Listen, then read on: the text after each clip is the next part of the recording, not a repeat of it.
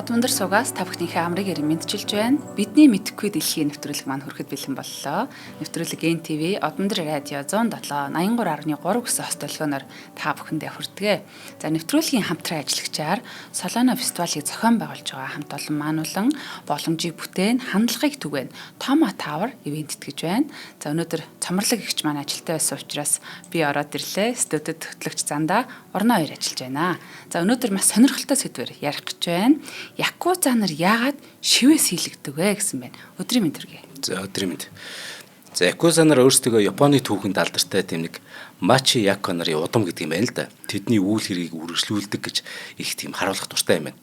Мачи Яко гэдэг хэрэг орчуулах юм бол тосгоны албат гэсэн утгатай үг. За энэ ямар учиртай гэхээр 16 дугаар зуунд Токугавагийн ноёрхол эхэлснээс хойш эзэнгүй болсон Ронин самурай нар бүлэглээд дээрэм тонол хийдэг болсон. За энийг зүгээр товчхон хүүхэд багчууд тайлбарлаж хэлэх юм бол за ингээд самурай нарын үе гэж байсан. Тэгээ хоорондоо эдгээр чи иргэний дайнтай. Тэгэхэд нэг ноён өөрсдийн одоо тэр нэг самурай нартай нөгөө талын самурай нартай байлдсан шүү дээ. За ингээд энэ иргэний дайн дуусаад нэгдсэн ингээд эзэн тус болохоор нөгөө самурай нар яах вэ? Тэнгүүд тэд нар зарим нь дээрэм тонол хийгээ явцсан. А зарим ноёд болохоор нөгөө самурай нартай яасан гэхээр ийм одоо эдгээр чинь нэг хийх ажилгүй нэг бүдүүлэг нөхдүүд байсан шүү дээ. Тэд нартай уран зураг, хэрхэн зурх, хэрхэн шүлэг бичих, найраг бичих юм тийм ингээд соёлжуулсан тэр соёлдсон самурай нар нь одооны Японы энэ гоё соёлыг бүтээсэн. А соёлжиж чадаагүй зэрлэг баланд дээрэм тонол хийгээд явуулсан байхгүй юу? Ийм учиртай шүү. Бас дотроо өөр байх нь тий. Тэгэхээр Мачи Яко гэдэг нь тосгоны ард иргэд өмч хөрөнгийг тэр нөгөө дээрэм тонол хийгээдсэн самурай нараас хамгаалах гэж байгуулагдсан нэгэн төрлийн кастын тийм нэг хүмүүс юм. Мачи Яко. Монголын болон өрний соёлд тэднийг дүүцүүлж ойлгоход жоохон хэцүү. Гэхдээ яг дөхүүлж ойлгуулах гэж хичээ. Шилийн сайр гэж байгаа. Яг бодогч. Тийм санаа зорилгын үед ядуусыг хамгаалж тэтгэх зорилготой. Гэхдээ л энэ чинь яасан ч бодит байдал дээр бол тэд нар бол хулгайч дээрэмчтэл шүү дээ. Яг үндэ одоо ингэж хэлэхэр хүмүүс уурж магадгүй. Гэхдээ үнэн тэр шүү. Үннээс бид нар одоо зүгтгаа болий ернэ. Худлаа ингээл нэг тэ хулгайчийг магтаал нэг хөшөө дурсаад босгооч байли. Тэдний дотроос үндэсний баатар гарч ирсэн үү? Тэмцэгч манлайлагч гарч ирсэн үү? Үгүй шүү дээ. Өрнийн ойлголтоор бас нэг Робин Гуд гэдэг те, Робин Худ гэдэг. Тэр чинь бас л нэг хулгайч дээрэмчин шүү дээ. Ойд бүгсэн хулгайч нар л байсан. Харин Мачи Яко нар бол өөр гар урчууд, ажилчид, дэлгүүрийн эзэд наймаач таахгүй. Эднэр ийм хүмүүс нийлээд тэр дээрэмчдээс өөрийгөө хамгаалсан. Тэгэхээр өөрөөгөө үнцний бүтээж байгаа хүмүүсээ хатан тий. Гэвч сүүлдээ ч гэсэн тэд хамгаалтын мөнгө авдаг мафийн хэлбэрт шилжсэн өөрсдөө. Ер нь хууль цагдаагийн хажуугаар хууль хэрэгжүүлдэг тустай бүлэг гэж ер нь байж болохгүй шүү дээ. Альч нийгэмд. Яг үнэ. Тэгвэл эрх ашиг үүсэж чинь тий. Юу хүснээ хамгаална л гэсэн үг. Тэд ямар ч нийгэмд тэд бол гэмт бүлэг л байхгүй. За ингээд Якуза нар өөрсдөө тэднээс гаралтай гэж ярьдаг байна. Гэхдээ бодит түүх нь илүү хар бараан талтай. Яг үнэндээ 16 дугаар зууны Мөрөтэй тоглоомын газрууд Японд ганцхан наймаачнаас эд Якуза нар үүдэлтэйг илүү үнд ойрхон. Токугава шогун болсноор Япон улсыг Португалийн түрэмгийллээс хамгаалахын тулд 200 жил хаалттай бодлого явуулсан. Гэтэ зөвхөн Португал гэлтгүй энэ нэг христийн шашинтны орнуудаас гэсэн үг. Энэ яг тустай хэрэг та бүхэн сүүлчийн самурай гэдэг кино түүхтэр одоо яг ингээд хайгаад орох юм бол би тэрэн дээр энийг нэлээд дэлгэрэнгүй ярьсан байна. Гэхдээ тэрдгээр Мөрөтэй тоглоомын газрууд ганцхан наймаачдыг тагнуулын сүлжээ болгон ашиглаж байсан байна. Тэр нөө 200 жил хаалттай бодлогын үед. Ойчо Кабу гэдэг нэртэй Японы нэг уламжлалт хөзөр байдаг байхгүй. За тэр Мөрөтэй тоглодог. Тийм ер нь заавал их албагүй зүгээр гой зугаац тоглож болно шүү дээ. За зорилго нь газраас хөзөр суглаад гартаа 9 тоог бүрдүүлэх хэрэгтэй. 9 тоотой л бол хожно. 9-өөс хэтрээд 2 оронтой олчлаа гэж бод. 10, 11, 12 гэдэг ч юм уу те. Тэгэх юм бол зөвхөн 2 дахь орныг нь тоолно гэсэн үг. Тэр нь шатна гэсэн үг. Гартаа 7-тоо сууж байгаад хэрв 4 ороод ирэх юм бол 11-тэй болох нь шүү дээ. Тэгэх юм бол тэрийг нь 1-тэй болно гэж тооцно. Тэр чи 9-тэй болох хэрэгтэй болохоос 1-тэй болох гэсэн үг те. 15 тоолж бол 5-тай болно гэд нөө 2 дахь орны тоолоод байхгүй. Тэгэхээр Я гэдэг бол 8. Ку гэдэг чинь 9. Са гэдэг чинь 3. Энэ тоонууд нийлээд 20 гэдэг тоог үүсгэж чинь тийм үү? 8, 9, 3 нийлэхээр нийлбэр нь 20 байгааз. Тэгэхээр үүнийг энэ Японы энэ хөзрийн хамгийн муу мод гэж үзнэ 20. Буюу хамгийн ардлынх нь тэг байгааз. Тэгэхээр мөрийтэй тоглоом ажилуулдаг бүлгүүд өөрсдөө ингэж хэрэггүй мод, хогийн мод гэсэн нэр өгсөн нь Якуза. Якуза гэдэг нэр нь үндсэн. Хамгийн муу мод гэсэн утгатай үг юм байна шүү дээ. Тэгэхээр мөрийтэй тоглоомын газараас гаралтай магадгүй байгааз. За Япон ер нь бас кастинг системтэй байсныг тэр болгон мэддэггүй гэж магадгүй хүмүүс. 1871 онд буюу саяхан гэсэн үг шүү дээ. 150 жилийн өмнө кастинг системийг халсан.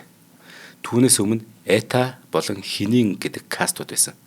Эта гэдэг нь одоо бузрын илүүдэл, хинин гэдэг нь хүн бус гэдэг ч юм уу ийм муухай утгатай. Японы буддын шашин болон шинтогийн шашинд нэг сэтгэлийн бузар ажил гэж байдаг юм л да. Сэтгэлийн бузар ажил. Мал нядлах, арьс илдэх, буш ухах, цаазын ялз гүйцэтгэх ч юм уу ийм бохор ажлыг сэтгэлийн бузрын ажил гэж нэрлэдэг.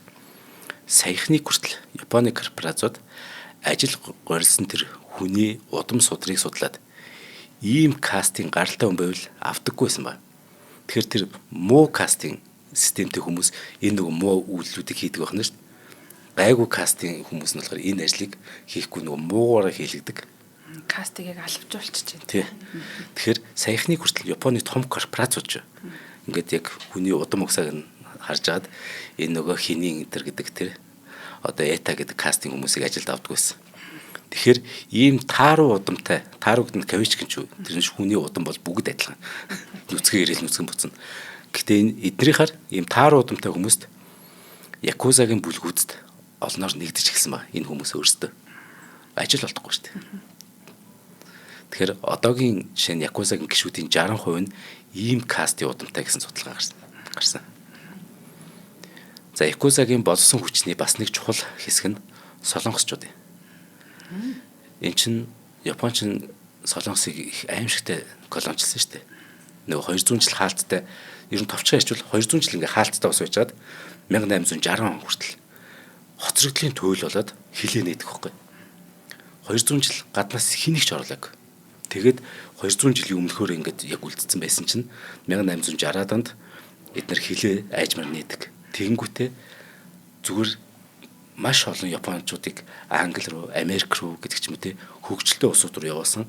Нөгөөдөл нь буцаж ирээд Япон орныг хөгжүүлэхдээ амар хурцтай хөгжүүлэхээс гадна тэд нар империалист тэр бодлогыг бас ахаад хэрэгжүүлсэн. Тэгсэн 200 жил хаалттай хоцрогдсоос 30 жилийн дотор хөрс солонгосоо эзлэх хэмжээний тийм хүчтэй болсон хэрэг. Энэ тэгээ явсараа бүр дэлхийн 2 дугаар дайнаар хөтлөж байгаа шүү дээ. Ингээд солонгосчуудыг колончлж байхад хамгийн гол нь юу байсан бэ? Маш олноор нь авчираад хар ажил хийлэгдэг гэсэн ба Японд. Нөгөө солонгосчуудыг. Тэгээ Японы нийгэмч өөрөө ер нь их маш хаалттай, хит тууширсан тийм уламжлал сэтгүүтэй учраас солонгос гаралтай хүмүүс компанид бас ажиллах боломжгүй. Нөгөө удам судрыг харж ажилд авна шүү дээ. Тиймээс тэд бас олон мянгаараа Якузад нэгдэж эхэлсэн ба. За ингээд шоугуны үед болсон. Одоо нөгөө хилээ нээлттэй Япон эзэн хааны үе эхэлж байгаа шүү дээ. Энэ үед нөгөө мөрийтэй тоглоомын газрууд өргөцсөөр хагаад бүр хүчний байгууллага болтлоо томорсон ба. Энэ үед Японы нийгэм бүр шоугуны тал, эзэн хааны тал болж бүр талцсан. Мөрийтэй тоглоомын бүлгүүд болохоор аль ялах магадaltaй талд нь л ингээд ороод ингээд яваад. Зангисараад нөгөө түлчм улам ингээд нөгөө хөгжил нь хурцсараад 20 дугаар зууны ихэнх үед очиж байгаа. Манай одоо Богд хааны үед гэсэн үг. Тэгсэн Японоос эрчимтэй үйлдвэржээд үйлдвэрчдийн эвлэл холбоод байгуулагдсан ба. Тэгэхэд үйлдвэрийн эзэд яах вэ? Мэдээж жагсаал цуглааныг тараах, ажил хаялтыг зогсоох тийм нэг хулиганууд хэрэгтэй болно шүү дээ. Эздэд. Тэрэндээ Якуза нарыг ашиглаж эхэлж байгаа. Тэгэхээр тэд яг үнэндээ ард иргэдийнхэн эсрэг ажиллаж байсан нь илүү олон байгаа Якуза нар. Тэгэхээр үүгээр тэд Италийн их үеийн фашистуудыг адилхан гэсэн үг. Ялангуяа дайны үед дотоодын эмх журмыг хүчээрч хамаагүй нөгөө хангах хэрэгтэй болно доо. Тэгэхдээ Японы засгийн газар якуза нарыг бас ашиглаж байсан. Хөлсний цэрэг гэдэг шиг тийм хөлсний мунаг хүмүүс болж хувирлаа тий. За ингээд дотоодын эмгэг журмыг хүчээр хангах шаардлага нь якуза нар өөрсдөө бүр үндэсний хэмжээний байгууллага болж өргөжих тэр хөрс суурь нь болчихгүй. Тэр зэрлэг ургамал ургах боломж гараад ирсэн. За хамгийн том бүлэглэл гэддэг Ямагучи Гуми гэдэг бүлэг болохоор 1915 онд байгуулагдсан. Харин дайны үед бүр нууц байхаач билээд Япончууд хятад нөгөө Манжуур, Солонгосыг эзэлсэн шүү дээ. Тэгэхэд нөгөө Ямагучи Гуми бүлэг чинь шинэ газар нутагт нэвтрээд мөрөдөө тоглоом эмсийн хүрээлэн ажиллаж эхэлж байна. Одоо бүр улам бүр эн чинь их газар руу ороод ирлээ шүү дээ. Нэг далайн улсаасаа. За якузагийн ам бүхтэй оршдог нь бас тэдний дасан зохицох тэр чадвартай их холбоотой. Өмнө нь зөвхөн нөгөө мөрөдөө тоглоом тоглуулж баяр наадмаар одоо хамгаалтын мөнгө авдаг байсан бол дайны дараа тэд яасан гэхээр барилга, хөдөлмөр зуршлал, шөнийн зугаа цэнгэлд оролцоод мөн санхүүгийн луур, корпорацийн эрхгээд хийж мөнгө олдог болж эхэлсэн. Одоо 20 дугаар зууны сүүл буюу одоо энэ тий сая 30-40 жилийн өмнө за 50 жилийн өмнө ч юм уу. Тэгэхээр 20 дугаар зууны сүүлийн үеийн Японы цагдаагийн архиваас үзэхээр якузагийн бүлгүүд үйл хөдлөх хөрөнгийн салбарт эрчимтэй нэвтэрч байгаа тухай тэр үед бичсэн байд. Тэгэхээр энэ үеэс тэд хууль ёсны бизнесийн салбарт орж эхэлсэн гэсэн үг. Одоо хуулийн төлөхөөс илүү нөгөө мафийн шинж чанартай болж штэ. Өмнө нь бүр хатуу гишүүншлэлтэй ёс суртахууны нарийн зарчимтай байсан. Харин энэ удаад жишээ нь би ямар нэгэн зандаа барилгын компанид ажил орлоо гэж бодоход тэр барилгын компани якузагийн компани ч байж магадгүй би өөрөө якузад ажиллаж байгаа өөрөө ч мэдэхгүй байх магадaltaй болсон гэсэн үг яа одоо. За ингээд 1992 онд гэмт бүлэглэлийн гишүүдийн шударга бос үйлдэл сэргийлэх тогтоол гэж гарч байна. 92 онд. Төр засаг нь доктортой байдлаа хангачаар дараа нь гэмт бүлгүүдийн эсрэг хөдөлж эхэлдэг дээ. Яг тийм зүйл болж.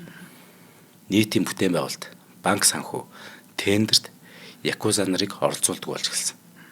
Мөн тэдэнтэй ер нь нэр холбогдож байсан хувь хүмүүс болон компаниудад ажил олдоход бүр хэцүү болгож байна. Энэ тогтоолоор. Масс баримтлагаа яагаад явуулаагүй юм бэ гэж бодож болно. Масс баримтлагаа явуулах нь нэгдүгээр зардал ихтэй. Хоёрдугаарт нийгэмд үүмэн самун үүсгэх магадaltaй. Эргээд бас тэр дунд энгийн хүмүүс хилмигдэх магадaltaй байхгүй. Тиймээс якузаг баримтлахын оронд тэднийг нийгэмд оршин тогтноход хэцүү болгох ингэж тэмцсэн ба. Энэ бол амар зөвүүн бодууштай бодлогоогоос. За ингээд энэ үед якузагийн дотор ядж хахад томоохон задарлууд явагдаж эхэлсэн ба. Яг энэ үедээ давхцаад. Ер нь тэгдэлтэй ер нь хэцүү болоод эхлэхээр дотроо би бинийгээ хардаад эхэлдэг л дээ. Хаа газар гинт үлэглүүлж гисэн. Зөөлөн аргаар шахаж гаргасан байна. Сая 26 оны Street to Hell гэдэг нэг кино байгаа л да. Одоо 80 жилийн өмнөх одоо яг энэ Японы нийгмийн амьдрал бол одоо якуза нартай холбоотой.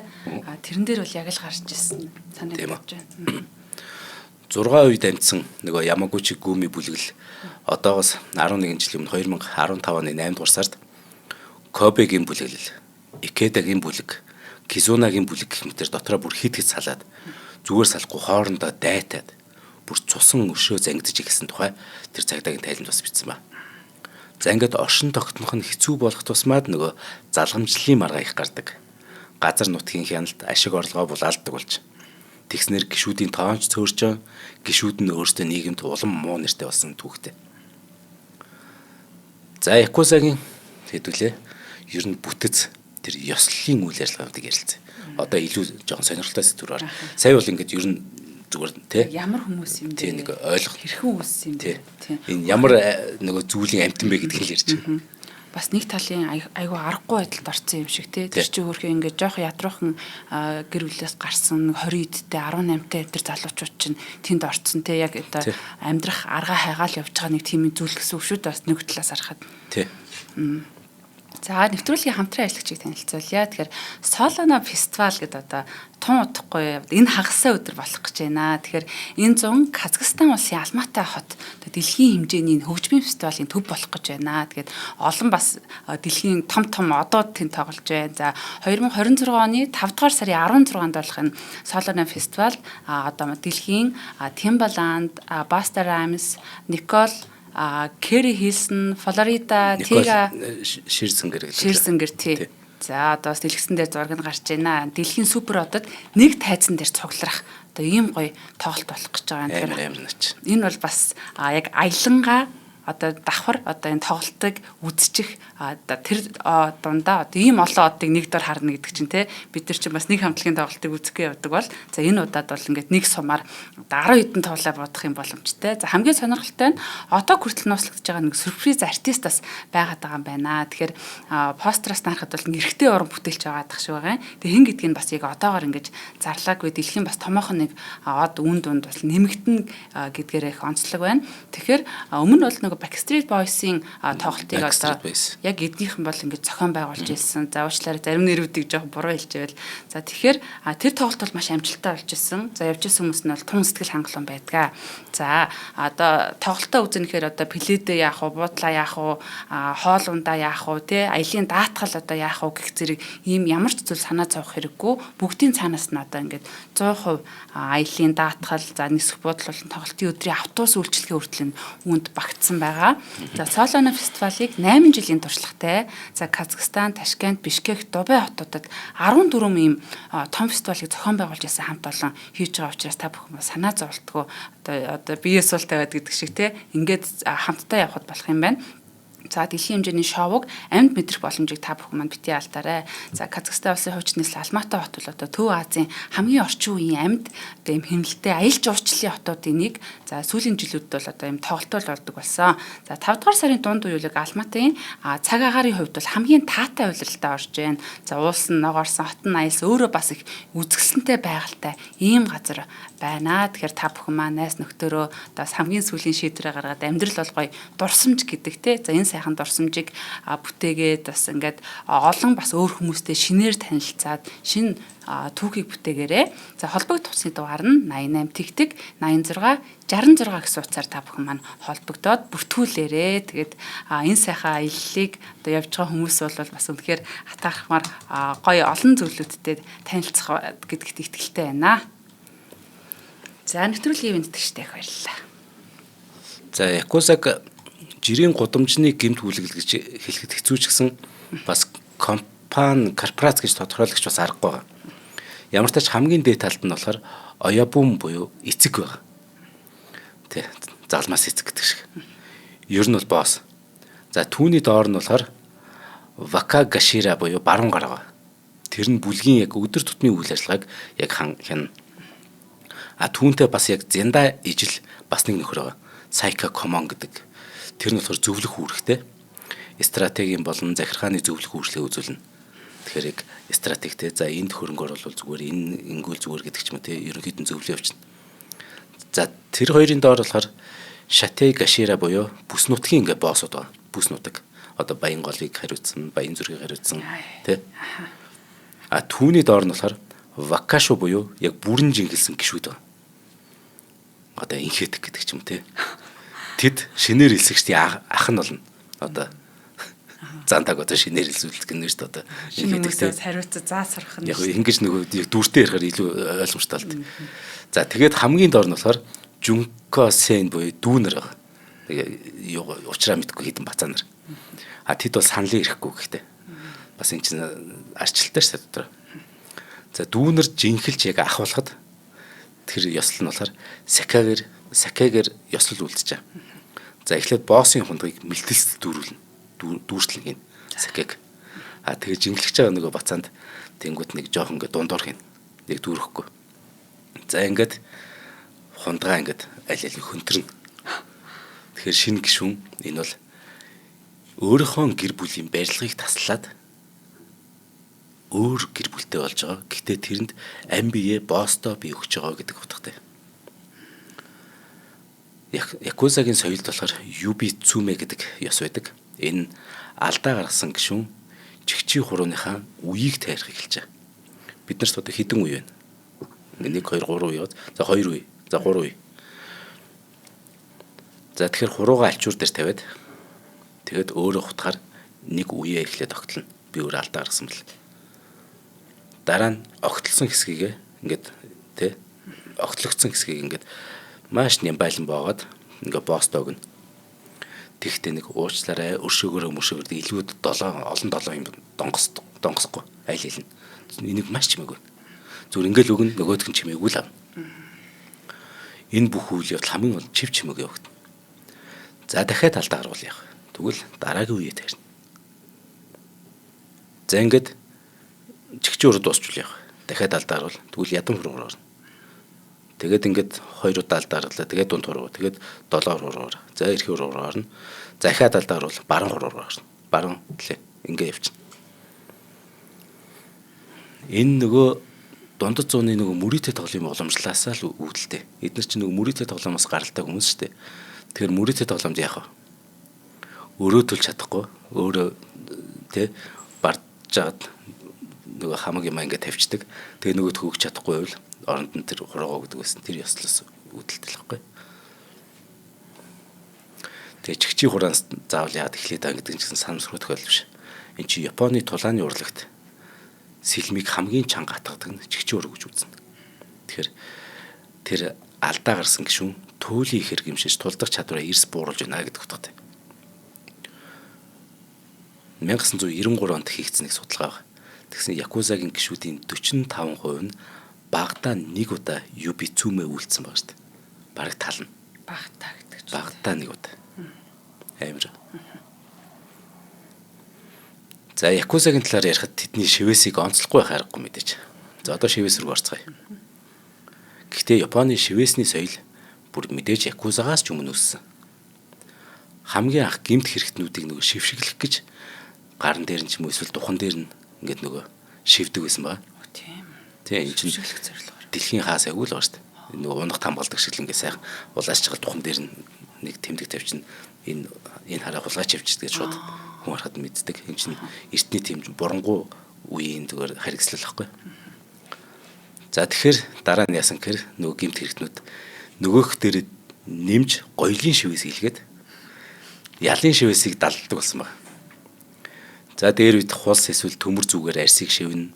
Тэгээ будаг шингээдэг. Энэ орчин үеийн шивэсний техникээс болохоор маш их өвдөлттэй. Бас маш удаан хийн мэдээж. Одоо шивэсний машин бол шал өөр шүү дээ. Гэтэл тэр үе чинь бүр ингээд тэр хүнийг тарчлаа. Гэтэ их удаан хийн. Тэгэхээр нөгөө том шивэс хийлэх нь тэр хүн хичнээн төвчээртэй хичнээн хатуушилтай болохыг илтгэж байгаа байхгүй.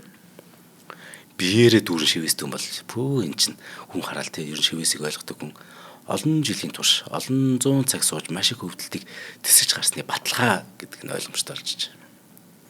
Бүтэн биеийн шивэстэй болгоод эн чинь за энэ нөхөр бол те за энэ ч жинхэнэстэй ир хүн байна да. 3-аас 5 жилийн турш 7 хоног болгон шивэсэнд орсон байна да. Үүндээ чинь хэдэн сая йен зарцуулсан да. За заримдаа халдвар ороод энэ халуурсан тэгээд энийгээ давж гарсан байна гэж ингээд ойлгож байгаа байхгүй. Тэгэхээр иймэрхүү зүйлийг хүндэтгдэг одоо нэг хүмүүс байлаа гэхэд тэр чинь лаг авах гэдэг утга нь. За энэ бүхэн Якузагийн гишүүн болж явахын ач холбогдлыг илэрхийлж байгаа. Орчин үед бол шивэсний машин гарч чаад байхад гэхдээ Якузагийн гишүүд энэ илүү нөгөө зөвөртэй хуучны аргыг хэрэглэнэ. Бүр 1970-аад оны судалгаагаар Якузагийн гишүүдийн 70% нь яг шивэстэй. Харин тэдний бүр 10 хүрэхгүй маш цөөхөн хувь нь л орчин үеийн машинаар шивэс хийлгсэн байсан ба шүү дээ. Тэгэхээр 90 гаруй хувь нь өөрсдөө тэр нөгөө уламжлалт амар арга хэрэглэсэн. За 19-р зууны сүүлээс эхлээд Токиод гоёлын шивэс их түгээмэл болж эхэлсэн юм байна. За тэгээ 20-р зууны ихээр Токио, Осака зэрэг хотуудад биеэр дүрэн ганган чамин шивэстэй залуус ер нь харагддаг болж. Гэтэ энэ тэгэхээр Якуза гэдэг утга биш. Зүгээр юм модонд орсон. Японы гоёлын шивэс нь болохоор бүр Эдогийн одоо модон бараас үүдэлтэй. Тэр Эдо гэдэг чинь одоо Токиогийн өмнөх нэр шүү дээ. Токио ч анх Эдо гэдэг нэртэйсэн. Тэгэхээр бүр дээр үүд гэсэн үг. Тэгэхээр модон бар гэж байдаг шүү дээ. Ингээд тэр модыг ингээд яахгүй ингээд хээлж агаад тэгээ бихэнд дараад ингээд хэвлээ явцдаг модон бар гэдэг. Тухайн үед болохоор тийм нэг алдартай баатар жанжид эсвэл тулаанчд эсвэл бүр домгийн амьтд болон домогт үйл явдлуудыг модон дээр барлан хэвлэж түгээдэг байж. Тэгээд тэрийг ингээд одоо чи ингээд төсөөлөхгүй. Бүр нэг 17 16 дугаар зууны үеийн ингээд Токио Эдо гэд төсөөл. Тэнд сансар ингээд те годомжид гүйж гараад тэр модон баарн дээр байгаа нэг домгийн лууг тэгэл худалдаж авна гэж бодолтой. Тэгээд тэр нь өөрөө явсараад шивээс болж хөгцсөн гэж ойлгочих юм. Тийм гоё нэг тэг одоо комик ном шиг цуглуулдаг байсан байна шүү дээ. Чихрийн цаас цуглуулна гэдэг шиг. Түүнээс аваад шивээс хийдэг хүмүүс нь гараад ирэхгүй. Тэгэхээр анхны шивээс хийдэг хүмүүс чинь өөрсдөө мэдээж нөгөө модон барлалаар сурсан нэг гоё гарын гоё дүүтэй зураачтэй. Тийм хүмүүс өөрсдөө шивээс рүү орсон гэсэн үг хэрнэ. Дархан өөний хэв маяг гэдэг шиг те. Одоо яг энэ Японы якуза нарын тэр шивээс бол бас нэг зүгээр нэг шивээс бас биш. Маш юм уран тансаг өөрийн гэсэн хэв маягтай гоё байдаг те. Одоо нүдэн чимэгтэй гэдэг шиг. За тэр болгоны тэгвэл нэг үсэн ярьчээ дөө. Залуу байлаа гэж бодъё. Энэ бол хүч чадал, мэрэгэн ухаан, хамгаалтыг бэлтгэж байгаа. Тэнгэрийг эзэгнэгч мөн тэнгэр газрын тэнцвэрийг илэрхийлнэ. За кой загас гэдэг яг нэг Японы нэг загас байдаг тийм. Энэ өөрөө тууштай урт удаан зүтгэлийн бэлэгдлээ. Тэр кой загас чинь өөрөө урсгалд сүрж ингээд одоо шумбаж явсаар байгаад тэгэд тэр голын ихэнд очиод өөрөө луулж хуурдаг тэр домог. Тэгэхээр одоо тэр якуза нэг кой байх юм бол би энэ амьдралыг сүрэн зогсно. Энэ хэцүү байдлыг би сүрэн зогсоороод би тэгээд өөрөө зүтгэлийн бэлэг луу болно гэдэг утгатай байх нь шүү дээ тийм. Ханья гэдэг нэг эвэртэй баг байгаа. Атаархал, гуйныг, уур хилэнгийн бэлэгдэл. Энэ болохоор бие барьж чадахгүй ингээд ямар нэг юм шунд орж болж шүү дээ. Мөрөдөө тоглоомд, алт мөнгөнд, хүүхэн шууханд ариг таарсан ч юм уу. Энэ шивээсээ хараад ингэж болохгүй шүү гэж өөртөө анхааруулж тэ энэ муу юмнаас би өөрийнхөө сэтгэлийн хүчээр энийг давж гарна шүү гэдэг утгатай. Тэгээ хар муу сүнсний эсрэг бас хамгаалт болно гэж итгэнэ. Японочууд чинь хар муу сүнсэнд бол маш их итгэдэг ард юм шүү дээ. Япон сүнс гэдэг их алдартай шүү дээ тий. Зүр сүнс байдаггүй мэдээж. Гэхдээ Японд бол байд юм шиг байна тий. Энэ хүмүүсийгээр ийм байсан намайг баг байхад манай авдран дээр юм улаан жамсран бурхны царай байдаг байхгүй юу? Ер нь ингээд айгүй амар ууралцсан юм шиг тий. Би тэг муу юм хийх гэхээр ингээд намайг мэдсэн юм шиг загнаад байгаа юм шиг харагдаад. Тэгээд айдаг байсан. Тэр шиг л юм. Тийм тэгээд нэг ууртай бурхны өмнө чихэр уйлныг авахгүй нэг гоё инээмсэглэн буддагийн тий өмнө чихэр уйл. Бурхан нэг уушлаар гээл чихрийг нь бол гусаа шүү дээ. Тэр шиг. За шивээсэн дээр самурай гэж болно. Тэгэх юм бол нэр төр үн сэтгэл эр зөргийн бэлэгдэл. Тэр одоо якуза бол өөрийгөө самурайн бүшид байсаар амьдарч зорилгын төлөө үхээс буцахгүй байхыг илэрхийлж байгаа. За бар гэж болно. Тэгэх юм бол эн чинь бар чинь мэдээж эр зөрг хүч чадлын бэлэгдэл. Өвчин зовлон золгүй явдлаас хамгаалдаг гэж итгэнэ. Эн чинь луугийн өрсөлдөгч маш хүчрэг амьтан. Галт шуу гэж байгаа. Мэдээж дахин төрөлт ялтын бэлэгдэл. Тэгэхээр энэ нөгөө гэтээ хэдүүлээ гимт бүлэглэлийн тухай муухай юмны талаар ярьж байгаа шүү. Тэр хүмүүс юу гэж итгэдэг талаар ярьж болохоос би дүгнж байгаа юм биш шүү дээ. Тэгэхээр хүмүүс буруугаар битээлгээр тэр гимт бүлэглэлд орж байгаа хүн юу гэж бодож байгаа юм хэрэг би ингээд якузагийн гэр бүлд хамрагдаад амьдралаа би шинээр эхлүүлж байгаа учраас би шивээсээ галт шуугаар хийнэ гэдэг ч юм уу. Ийм бэлэгдэл тэд нар бодож хийж байгаа гэдгийг ойлгоор. Сакура цэцэг. Энэ бол мөнх бус зуурдын бэлэгдэл. Сакура цэцэглэл дорой хагдардаг тий. Тэгэхээр амьдралын юм бүхэн зуурдих гэдгийг өөр өөртөө сануулад байхгүй. Чи ингээд зугаа цэнгэл байлаа гэдэг энэ зуурдих шүү. Зорилгоо битгий мартаараа гэдэг ч юм уу тий. Өөр өөртөө ингэж юу яач сануулж. Тэгэхээр бас үхлээс битгий. Энэ бол амьдрал бол чи хайртай л хүн. Үхлээс зугтаж чадахгүй юм чи. Бушуухан баг үхэхийн сайхныг чи мэдхүү гэдэг ч юм өөртөө тэгж яагаад тэгэд ямар нэгэн зүйл юм их зөрөгтэйгээр орно гэсэн үг. Гоё юм байна. Тэ. За тэгэхээр якузагийн шивээсийн талаар буруу ойлголт бас гадуур байдаг. Тушаал дэвшил тусмаа шивээс нэмүүлдэг. Их шивээстэй тусмаа өндөр зэрэг дэвтэй гэж ойлгодог. Тийм биш шүү. Шивээс нь тэдний зэрэг дэвтэй ямар ч хамаагүй. Дурын гişүн бүр хичнээн шивээстэйж болно. Бүр юу ч хийвч болно. Гэтэ мэдээж бүр боосоос илүү ганган байх ч юмс жоохон ёс зүйн хувьд жоохон юу гэлтэй те. Боос маань илүү гоё шивээстэйсэн дээ шүү дээ. За Японд зөвхөн якуза нар шивээс хийлэгдэг байгаагүй энэ чинь. Гал сөнөөгчд өндөрт барилгын ажил хийдэг хүмүүс бас шивээс хийлгэн. Яг тэгвэл энэ чинь нөгөө өөрсдийнх нь итгэл өмжл. Нөгөө гай барцад үхлээс хамгаалах гэж өөрийнх нь биеийн дээр шивээс хийлгдэг. Тэгэхээр шивээстэй хүн ер нь маш зоригтой, аюултай ажил хийдэг гэдэг утга бол харин байгаад. Гэтэл Мэйжигийн үед болохоор Японоос ч нөгөө барууны нүдэнд одоо барууныхны харцаар бол соёлдсон орчин үеийн ус гэж харагдах хэрэгтэй байгаа шүү дээ. Тийм учраас шивээсээ хориглож байгаа. сүүлд нь тэр хориг болиулсан ч гэсэн шивээс өөрөө Японы нэг юм тийм сайн сайхан зүйл мэд харагдах болцсон. За тэгэхээр дээр хэлснээр нөгөө Якузагийн бүлгүүд дэлхийн 2 дугаар дайны дараа орон нутгийн бүлгээс үндэсний хэмжээний картел болтлоо өргөцсөн гэсэн шүү дээ. Холбоотны хүчнүүд чинь нөгөө Японы цэрэг цагдаагийн үйл ажиллагааг зогсоосон. Одоо нөгөө яг одоо энэ Японы нөгөө эмэгтэй ерөнхийлөгч чи энийг болиулах гэдэг шүү дээ. Бид улс эмчинд бид одоо өөрсдөө хамгаалдаг одоо айрамтай болно гэд мэдэгдээд шүү дээ. Тэгээ үндсэн хуулинд өөрчлөлт оруулах гэдэг шүү дээ.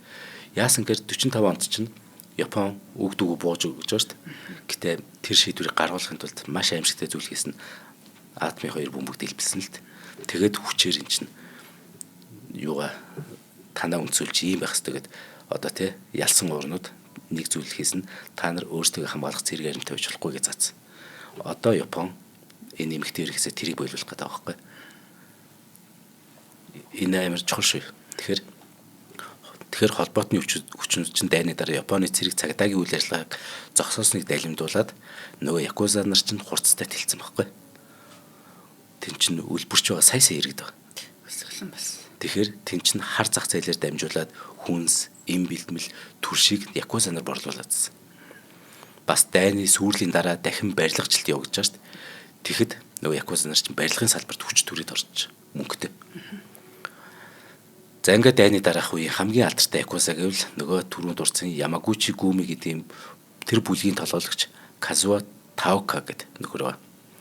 1946-нд эн чинь өв залгамжлаад нөгөө босс болж амт 30 хүнтэй тийм бүлгийн боссолж. Тэгээд энэ 30 хүнтэй бүлгийг өвлж аваад 10,000 гишүүнтэй болгож байгаа шүү дээ. Аимшигт. Хамгийн том Якуза бүлэг болгосон. Хамгийн том гэмт хэргийн ер нь хамгийн муухай үүр урхан хамгийн том босс болж байгаа ш. Тэгэхгүй нөгөө бахархалтай яриад байгаа юм биш шүү.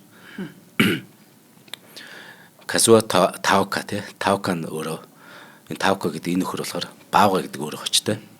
Хүнтэй зодтолж байхдаа нүдийг нухчдаг. Тэнгүүр их зартай байсан гэж.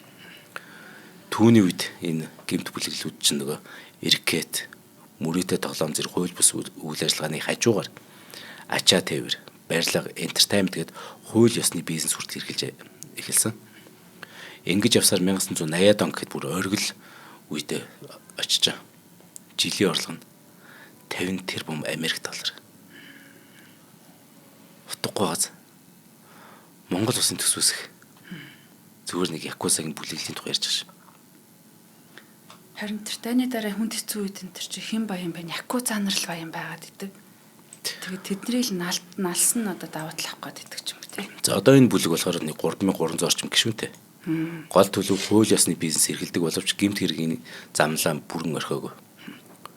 Жишээ нь 2007 онд Нагасаки хотын даргаыг буудаад алдсан ш тэтэрч. За хоёр дахь том бүлгийг нь болохоор Сумиёши Кай гэдэг Токиод үйл ажиллагаа явуулна. Зэвсгийн 8, биеэ үнэлэлт, хүний 8 хамгийн амар. Хар тамхины 8, лөөр, мөнгө угаалт үйл ажиллагаа явуулдаг. Сүүлийн үед интернет лөөр бас хамгийн муухай сүрдүүлгийн салбарт маш эрчимтэй орж. За би яг хэлэхгүй бол ингээд үгээ залгиж чаддгүй нэг гэмтэй. Манайхан энэ авилгатай тэмцэх газрынхан ажиллаа хийгээч. Нүдэн дээр одоо бордюр солихоос ахуулаад маш муухай гэмт бүлэглэл болчиход байна шүү дээ. Ингээд хотын удирдлагч нь өөрөө хаасаагүй ингээд тэмцэхгүй бол иргэд өөртөө тэмцэх нэрээр иргэд маань өөртөө гэмт бүлэглэлийг үүсгэчихвээ. Аюултай шүү. Бид нар тэрийгэд хэлэхгүй шүү. Та бүхэн яг ажиллаа шударгаар хийхгүй бол иргэдээс нөгөө робин гүдүүч чинь гарч ирээд нөгөө шилийн сайрс гарч ирээд бид ард иргэдэд хамгаална гэдэг нэрийн дор тэ ямар нэгэн босоо хөвтэй гэдэг янз бүрийн нэр өгж жагаад тэгэхэд өөртөө тийм сүрдүүлэхийн газар болж хуурдээ шүү. Манай ч гэсэн ажиглагдаад байгаа шүү. Бид нар дийлэхгүй шүү дараа нь. Бидний энэ золиос маш өндөр биш. Үр хөвгт чинь тусан шүү. Та нар ажиллаад шудрах сайн гэрнэр. Тийм учраас иймэрхүү нэвтрүүлэг хийгээд байгаа шүү. Бас Кудокой гэдэг нэг жижиг боловч харгас хэрцгээр алдартай бас бүлэг байгаа. Ердөө 200 гишүүнтэй ч гэсэн жирийн иргэд, цагдаа, эмч, совилог, шүдний эмч нар гэд ямар ч байсан хамаагүй тийм хүмүүсийн амбид халдсаар ирсэн аимшигтай. Тэдний толгойлогч Сатору Номурад 2024 онд 2 жилийн цааз ял өгсөн. За, нодлон 25 онд Америк нэгдсэн улсын хууль зүйн яам Такеши Ибисава гэдэг хүнийг мөрдөж баривчилсан ба. Якузагийн бас нэг бүлгийн толгойлогч. Ибисава нь болохоор уран, зэвсгийн ангиллын төр Плутон, мансууруулах бодис, агаараас эсрүүцэх буужин зэргийг Мянмар, Таиланд, Иран улсуудын хооронд нөгөө аимшигтай улсуудын тэр хооронд зарж борлуулдаг байсан. Бүр ингэ дэлхийг одоо хэрж штеп чинь. Саяхан буюу яг 3 сард гэдэг чи одоос 2 сар юм л түүнийг бариад 20 жилийн ял өглөө штеп. Ноборо Андо гэдэг якуза Шибуяд бүлгээ байгуулсан нэг том бизнесменийг буудан хороосон хэрэгт холбогдоод 6 жил ял идлээд гарч ирсэн ба. Гэхдээ тэр гарч ирсэн даруй дайр нь бүлгээ тараас өөрөөхөн. Тэгээд өөрөө кино салбарт сорьсон 6 жил болохдоо яг хүмүүчэд гарч ирсэн их сонь. Маш гайхалтай. Одоо эн чинь 60 кинонд нөгөө дүр бүтээчтэй. Дүр болгоно якуза. Ямар сайн. Якузаг хамгийн сайн тоглодог. Өөрөө юм чинь жинхэнэ сайхан якуза юм чинь. Сайхан ч гэдэг нэг юм кавич юм чинь. За якузагийн эркетийн тусгай арга барил гэж байгаа. Сакая гэдэг. Энэ их зэв. За. Эхлээд нэг том корпорацийн удирдах зөвлөлийн хуралд оролцож болохуйц хэмжээний хувьцааг эдгээр авчна гэлээд. Хувьцааг эдгээр ч мөнгөтэй шүү дээ. Тэгээ авангуудаа за жишээ нь за нэр хэлж яах. За нэг Гоио гэдэг нэг корпорац байлаа гэж бод. Яг тэрнийг ингээд удирдах зөвлөлд нэг хуралд нэг 10 гэж бодвол тэр хуралд оролцох хэмжээний тэ хувьцааг нь авангуудаа за одоо яах вэ? Дотоод үйл ажиллагаа санхүүгийн хувьд ямар нэгэн нуун дарагдсан зүйл ингээд корпорацууд байж л байгаа шүү дээ. Тэрийг нь ямар ч байсан яаж гэж олоод тэгээд тэр нөгөө дөөлэн захирлуудын хувийн нууцыг унхаж дөнгөж яаж гэдэг олонгуудаа тэрийг нь нийтэд дэлгэнээг сүртүүлж эхэлдэг. Шантаачлах арга барилтай. Корпорацууд болохоор тэгэнгүүтээ тэрийг гаргуулахгүйгээд үүнээс сэргийлээд олон сая йены хахуул өгнө шүү дээ. Үүнээс гадна компаниуд өөртөө олон юм яриад байдаг нөгөө хувьцаа эзэмшдэг гэж байгаа. Тэднийг чимээгүй байлгах зорилгоор өөртөөс якуза нар бас юу гэдэг ба хөсөлдөг ба. Наад ашигаас өгөөч та нар ч одоо ашигтай байх хэрэгтэй шүү дээ гэд. Тэнгүүд нөгөөдөл чинь ашигаа гаргахгүй те. Тэнгүүд нөх хувьцаа эзэмшнээр уурлаад идэх. Тэнгүүд якуза нарыг явуулаад аль шүү гэд. Тэгээ өөртөө тэгээ сайхан мөнгө хэрэглүүлж сууж идэх л байхгүй. Одоо энэ чинь нэг 15 жилийн өмнөх Олимпус корпорац хэрэг гэж байгаа. Яасан гэхээр 80-аад оноос эхлээд бараг 30 жилийн турш 1.7 тэрбум Америк долларын хөрөнгө оруулалтын алдагдлыг энэ корпорац нуусан байгаа байхгүй. Цааш мөрдөн шалгаж үзэхэд тэр мөнгийг зохион байгуулалттай тэр гэмт бүлэглэлийн үйл ажиллагааг санхүүжүүлэхэд ашигласан байна шүү дээ. Тэгэхээр 1.7 тэрбум долларыг тийм зүйлд ашигласан гэхээр цаана бүр их хэмжээний ашиг гаргасан байх нь шүү дээ.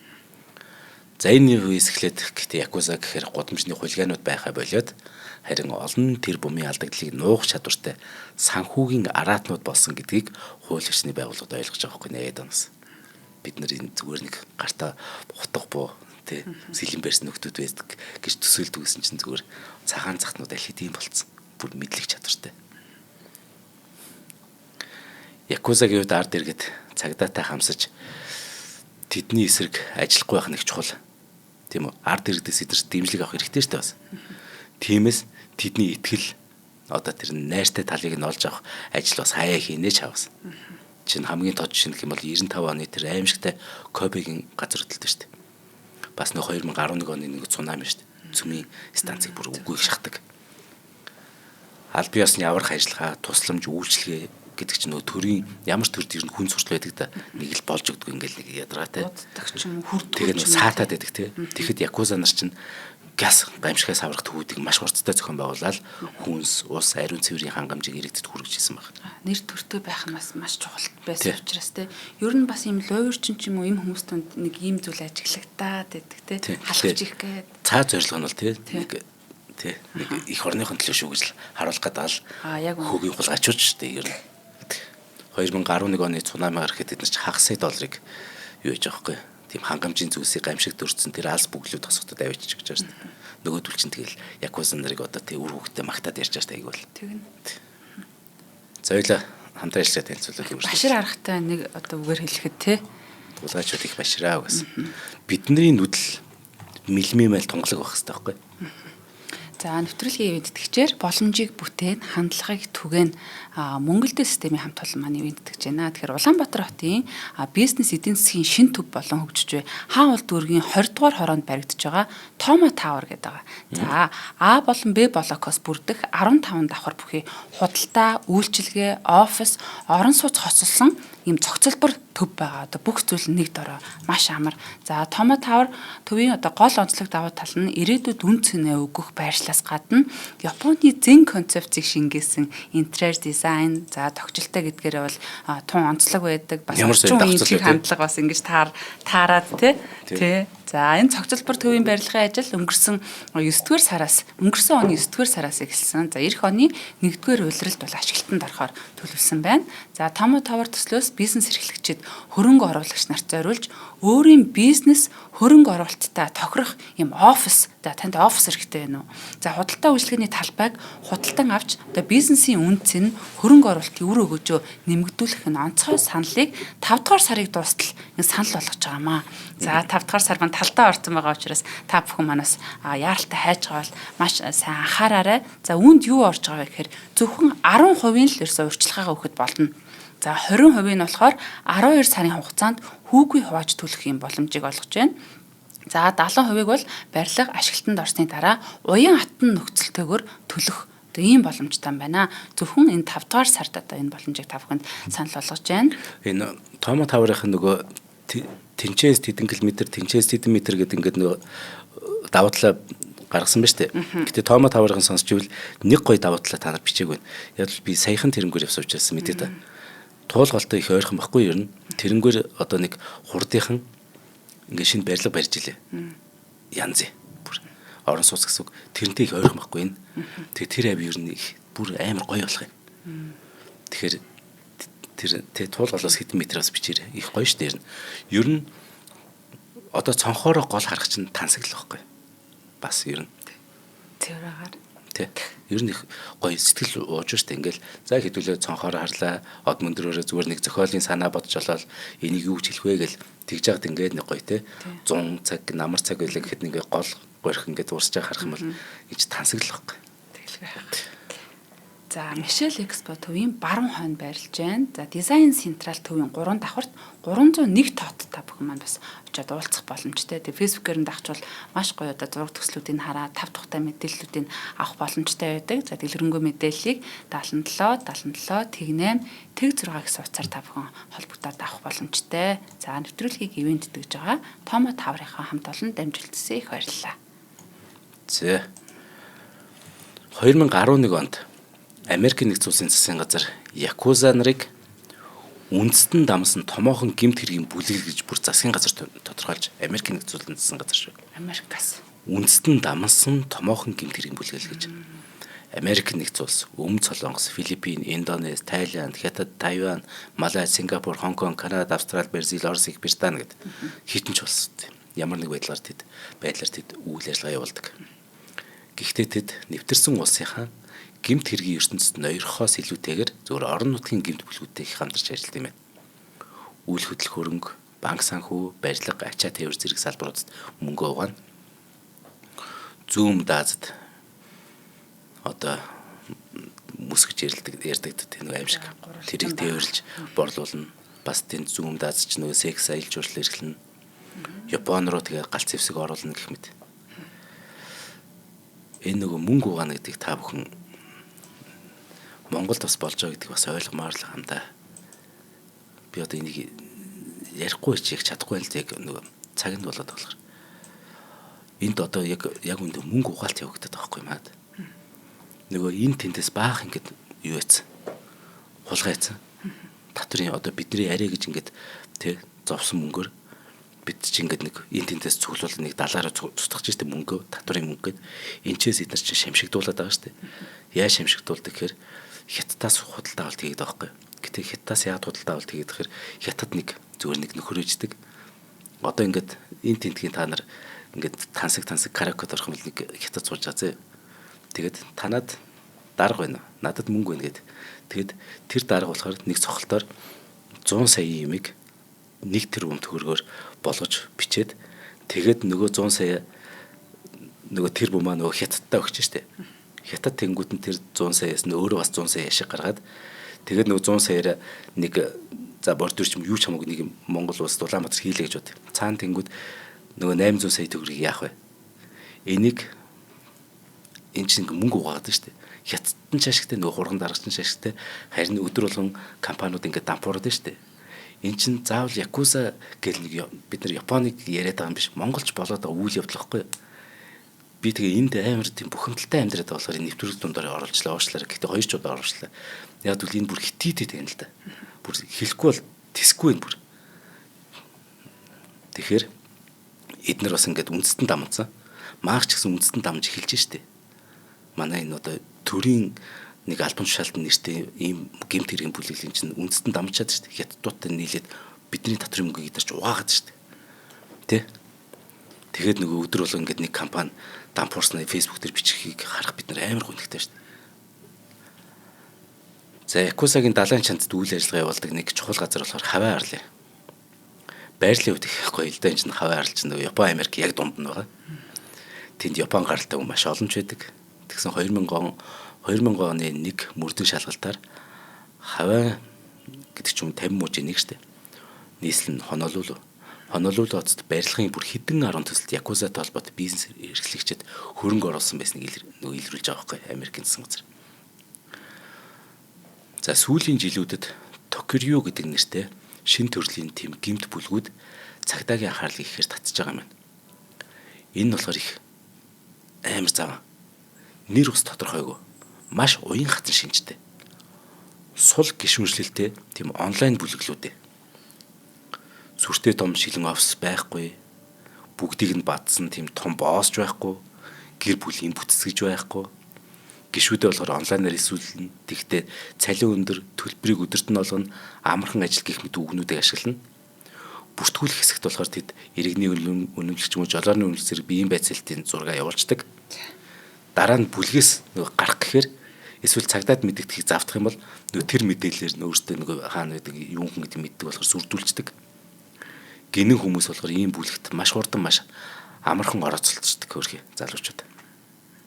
Хуучин Якузад ч н одоо гişүүд насан туршдаа ингээд ажилтдаг байсан бол энэ Токирё гэдэг одоо энэ орчин үеийн бүлэгт болохоор ихэнхдээ хэсэггүй хугацаанд ажиллаад цагдаад баригдад золиос болдог хүмүүс л ажиллана.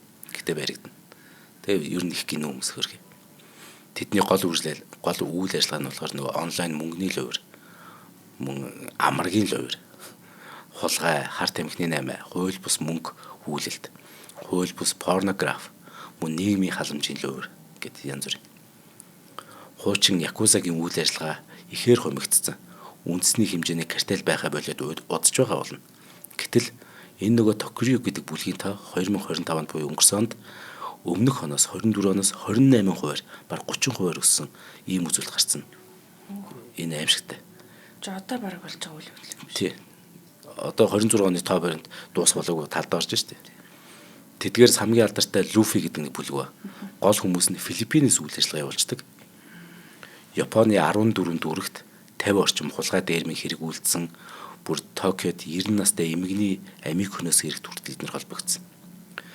Тэр хэргийн захиалагч гэдэг нэг Тошио Фужита гэдэг этгээд дээр 7 удаагийн дээрмийн хэрэг үүсгэж насаар нь хорих ялгааноос ба. Энэ Люфи гэдэг бүлэг Японд бүр маш их дөөлөн тарьсан. Япончууд ер нь ийм болоод байгааг мэдээгүй явж исэн.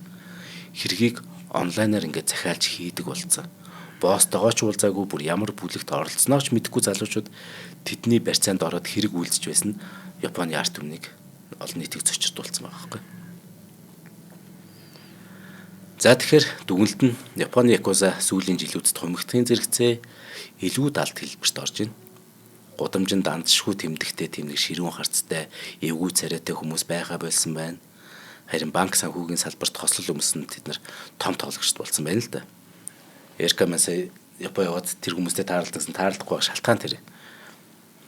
Залуу үе Якуза нар шивээс хэлгэж хурууга оглохоо болсон гэсэн хэдий ч гэсэн энэ бүлэглэлийн нөгөө тулгын чулуу болсон хүч, эрх мэдлийн ундраг нь олон зууны тэртегээс одоо нөгөө барилга, үйл хөдлөх хөрөнгө, банк санхүүгийн салбар хിവэрэл байгаад.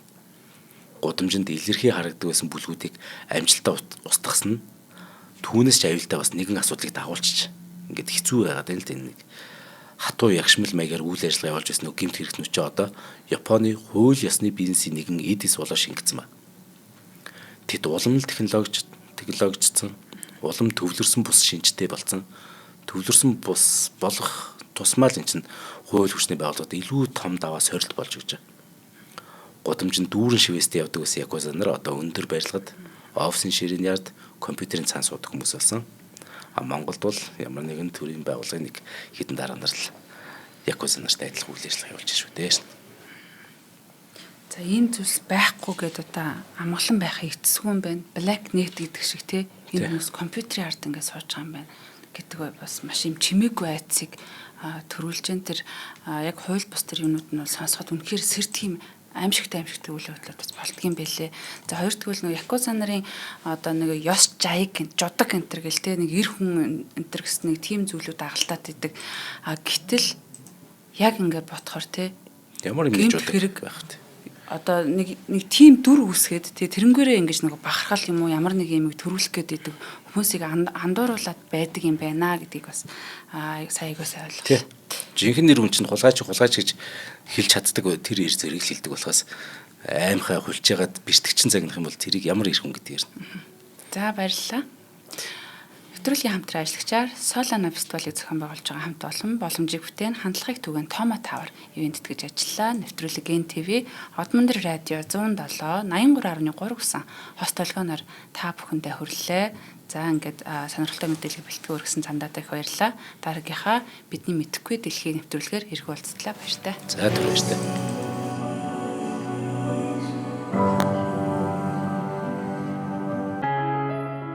Нэвтрүүлгийг хүлээн авсан Нарны аймгийн монголчуудтай баярлалаа.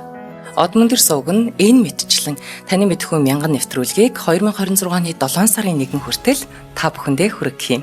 Их хэлээрээ шинжлэх ухаан танин мэдхүйг түгээхийн үлсэд нэгтгэх хүсвэл та бидэнд хандив өгөх боломжтой. Жилдээ ганцхан удаа 100,000 төгрөгөөр биднийг дэмжснээр шинжлэх ухаан танин мэдхүйг түгээх энэ үйл хэрэг амжилттай үргэлжлэх юм. Одмондөр нэр дээрх Удаагшлын банкны дансага 4191 Тэг 4518. Та 100,000 төгрөгөөр шилжүүлэхдээ гүйлгийн утга дээр нь өөрийн нэр болон утасны дугаараа заавал бичээрэй. 100,000 төгрөг хандалснаар Одмондөр сувгийн алтан гишүүн болох юм а. Шинжлэх ухаан танин мэдхгүй Монголд ялах болтугай.